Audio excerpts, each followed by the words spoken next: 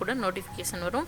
இன்றைக்கி பார்த்தீங்க அப்படின்னா நான் மேங்கோ குல்ஃபி எப்படி செய்கிறதுன்னு சொல்லி காமிக்க போகிறேன். அதுக்கு வந்து நான் ஒரு பழுத்த அல்ஃபோன்சா மாம்பழம் யூஸ் பண்ணுறேன்.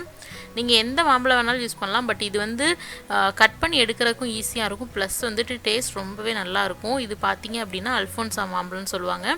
இந்த மாம்பழத்தை வந்து ஈஸியாக வந்து கட் பண்ணி எடுத்துடலாம். நீங்கள் வந்து நைஃப் கூட யூஸ் பண்ணலாம். பட் இந்த மாதிரி பீலர் யூஸ் பண்ணிங்க அப்படின்னா அந்த சதை வந்து கம்மியாக வருங்க. பாருங்கள் எவ்வளோ நீட்டாக வந்திருக்குன்னு. நைஃப் யூஸ் பண்ணால் அந்த சதையும் சேர்ந்து கட் ஆகும். அதனால் வந்துட்டு நான் வந்து நைஃப் யூஸ் பண்ணாமல் அந்த பீலர் யூஸ் பண்ணிக்கிட்டேன். நல்ல சின்ன சின்ன க்யூப்ஸாக கட் பண்ணி அரைச்சி எடுத்துக்கலாம்.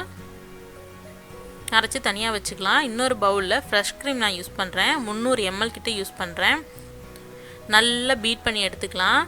இது பீட்டர் இல்லை அப்படின்னா கூட ஒன்றும் பிரச்சனை இல்லை. நீங்கள் வந்து இது பீட் பண்ணிங்க அப்படின்னா நல்ல வால்யூம் வரும். இதே நம்ம மிக்சியில் போட்டோம் அப்படின்னா கொஞ்சம் கம்மியாக தான் ஒரு மிக்சிலையோ பிளெண்டர்லேயோ போட்டு அடித்தோன்னா. அதனால தான் வந்து நான் இது யூஸ் பண்ணுறேன். பீட்டரு விஸ்கி யூஸ் பண்ணலை. நீங்கள் விஸ்கும் பண்ணலாம், இல்லை அப்படின்னா பிளெண்டர் யூஸ் பண்ணலாம். கொஞ்சம் குவான்டிட்டி வந்து கம்மியாக வரும், அவ்வளவுதான். இது பாருங்கள், கண்டென்ஸ்டு மில்க் வந்து நான் ஒரு 1/4 கப் கிட்ட யூஸ் பண்ணுறேன். ஏன்னா அந்த மாம்பழம் ஆல்ரெடி நல்ல டேஸ்ட்டாக இருந்தது, நல்ல இனிப்பாக இருந்தது. அதனால இல்லை அப்படின்னா உங்களுக்கு வேணும் டேஸ்ட் கொஞ்சம் இன்னும் அதிகமாக வேணும் ஸ்வீட்னஸ் அப்படின்னா இன்னும் கொஞ்சம் கூட நீங்கள் ஆட் பண்ணிக்கலாம். ஒரு 1/3 கப் இல்லை ஒரு 1/2 கப் ஆட் பண்ணிக்கோங்க. நல்லா ரெண்டையும் பிளெண்ட் பண்ணி எடுத்துக்கலாம் ஒரு 3 நிமிஷத்துக்கிட்ட. இது நல்லா பீட் பண்ணதுக்கப்புறமா காய்ச்சி ஆற வச்ச பால் இது ஒரு 1/4 கப் அளவுக்கு ஆட் பண்ணிக்கிறேன். அதுக்கப்புறமா நம்ம அரைச்சி வச்ச மேங்கோ பியூரி ஆட் பண்ணிக்கலாம். இப்போ இதையும் நல்லா வந்துட்டு பீட் பண்ணி எடுத்துக்கலாம். இப்போ ஒரு ஜாலிக்காக கலர் கொஞ்சம் கம்மியாக இருக்குல்ல, நல்லா கலர்ஃபுல்லாக இருந்தால் தான் சாப்பிட எல்லாருக்குமே அப்படி தானே இருக்கும். ஸோ அதனால் கொஞ்சமாக வந்து மேங்கோ எசன்ஸ் ஆட் பண்ணுறேன். இது கம்ப்ளீட்லி ஆப்ஷனல் தான். நீங்கள் வேணும்னா ஆட் பண்ணிக்கலாம், இல்லை அப்படின்னா அதை வந்து ஸ்கிப் பண்ணிக்கலாம். இப்போ மறுபடியும் நல்லா வந்து பீட் பண்ணி எடுத்துட்டேன். இந்த மாதிரி நல்லா பீட் பண்ணி எடுத்ததுக்கப்புறமா வந்துட்டு நம்ம வந்து நட்ஸ் ஆட் பண்ணிக்கலாம். நான் வந்துட்டு இன்றைக்கி பிஸ்தா அண்ட் பாதாம் ரெண்டும் சேர்ந்து 1 டேபிள் ஸ்பூன் கிட்ட ஆட் பண்ண போகிறேன். நீங்கள் வந்து 1 டேபிள் ஸ்பூன் இல்லை ஒரு 2 டேபிள் ஸ்பூன் கூட ஆட் பண்ணலாம். பட் எனக்கு 1 வந்து போதும்னு தோணுச்சு. சாப்பிடும்போது நல்லா க்ரன்ச்சியாக இருக்கும். இங்கே பெரியவங்களாம் சாப்பிடுவாங்க, அதனால் நான் கம்மி பண்ணிட்டேன். வேணும் உங்களுக்கு குட்டீஸ்லாம் இருக்காங்கன்னா நீங்கள் கொடுக்கலாம் தாராளமாக, நல்லாயிருக்கும். யூஸ்வலாக வந்துட்டு இதில் கொஞ்சம் வந்து கார்டமன் பவுட்ரு போடணும். பட் எனக்கு அந்த ஸ்மெல் பிடிக்காதனால நான் ஸ்கிப் பண்ணிட்டேன். ஏன்னா இது செஞ்சுட்டு சாப்பிடணும் இல்லையா, வேஸ்ட் ஆகிடக்கூடாது. அதனால் நீங்கள் வேணும்னா கொஞ்சமாக கார்டமன் பவுட்ரு போட்டுக்கோங்க, ஏலக்காய் தூள் போட்டுக்கோங்க.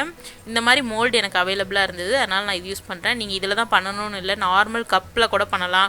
டீ டம்ளர், பேப்பர் கப், எந்த மாதிரி இந்த பிளாஸ்டிக் கப்லாம் இருக்குல்ல, இப்போ பிளாஸ்டிக் கப்ஸ்லாம் அவைலபிள் இருக்கிறதுலேன்னு நினைக்கிறேன் நம்ம ஊரில்.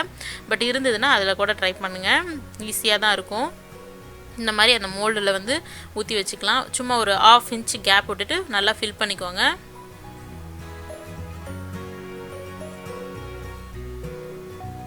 நான் இன்றைக்கி 2ல் செஞ்சு காமிக்கிறேன். இந்த மோல்டு ப்ளஸ் வந்து குல்ஃபிக்குனே ஒரு மோல்டு இருக்கும் இல்லையா, நம்மளாம் சின்ன வயசில் சாப்பிடும்போது இந்த ஸ்ட்ரீட்டில் கொண்டு வருவாங்க, அது ஓப்பன் பண்ணி கொடுப்பாங்க இல்லையா, சின்ன சின்ன மோல்டு. அந்த மாதிரி ஒரு மோல்டு வாங்கி வச்சுருக்கேன். ஒரு செட்டு ஆன்லைனில் வாங்கினேன். ஒரு 12 பீசஸ் இருந்தது, அதுலேயும் செஞ்சு காமிச்சிருக்கேன் பாருங்கள். இது வந்து ஒரு நல்ல ஒரு 2 டேப் பண்ணிக்கோங்க, அப்போ தான் வந்து நல்லா செட்டில் ஆகும். இல்லைன்னா அங்கங்கே ஏர் பபிள்ஸ் இருக்கும் உள்ளுக்குள்ளே. இது நல்லா செட் ஆகட்டும். இது வந்து ஃப்ரீஸ் பண்ணிடலாம். ஓவர் நைட் பண்ணுங்கள், அப்போ தான் நல்லா ஃப்ரீஸ் ஆகும்.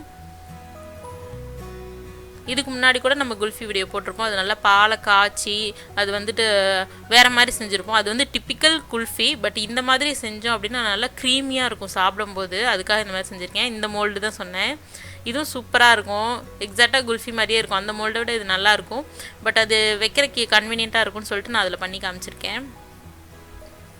பாருங்கள், அதே மாதிரி இதுலேயும் வந்து கம்ப்ளீட்டாக போட்டுட்டு இதையும் ஃப்ரீஸ் பண்ணி எடுத்துடலாம். இப்போ நெக்ஸ்ட் டே பாருங்கள், சூப்பராக ரெடி ஆகிடுச்சு பார்த்திங்களா. நான் வந்து ஒரு ஃபியூ மினிட்ஸ் வெளியில் வச்சுருந்தேன், வச்சுட்டு எடுத்தேன். தண்ணியிலலாம் டிப் பண்ணல. வேணும்னா நீங்கள் உடனே எடுக்கணும் அப்படின்னா தண்ணியில் காமிச்சிங்கன்னா ஈஸியாக வெளியில் வந்துடும், எடுத்துடலாம். பார்க்கவே சூப்பராக இருக்குல்ல, சாப்பிட அதை விட டேஸ்ட்டாக இருந்ததுங்க. நீங்கள் வீட்டில் ட்ரை பண்ணி பார்த்துட்டு எப்படி இருக்குன்னு சொல்லுங்கள். இந்த மோல்டில் எடுக்கிறது ஈஸி தான். ஜஸ்ட்டு ஒரு ஸ்டிக்கை வந்து இன்சர்ட் பண்ணிக்கோங்க, ஐஸ்கிரீம் ஸ்டிக்கை இன்சர்ட் பண்ணிவிட்டு நல்லா இப்படி சுற்றுனீங்கன்னா போதும், அழகாக வெளியில் வந்துடும். இந்த பாருங்கள், சூப்பராக வந்துருச்சு. இது வீட்டில் ட்ரை பண்ணி பார்த்துட்டு எப்படிங்க பாருங்கள், புகை வருது, அந்தளவுக்கு நல்லா சில்லுன்னு இருக்குது. சாப்பிட்டோம்னா அடிக்கிற வெயிலுக்கு செம்மையாக இருக்கும். ஒரு சம்மர் ட்ரீட் தான். அதுவும் நம்மளுக்கு மேங்கோ இப்போ நல்லா அவைலபிள் இருக்கும். அதனால் இந்த டைம் நம்ம யூஸ் பண்ணிக்க வேண்டியது தான். அதுக்கப்புறம் சீசனில் கிடைக்காது இல்லையா. ஸோ இந்த சம்மருக்கு இதை செஞ்சு பார்த்துட்டு எப்படி இருக்குன்னு எனக்கு கமெண்ட் செக்ஷனில் சொல்லுங்கள். ஓகே கைஸ், பாய், தேங்க்யூ.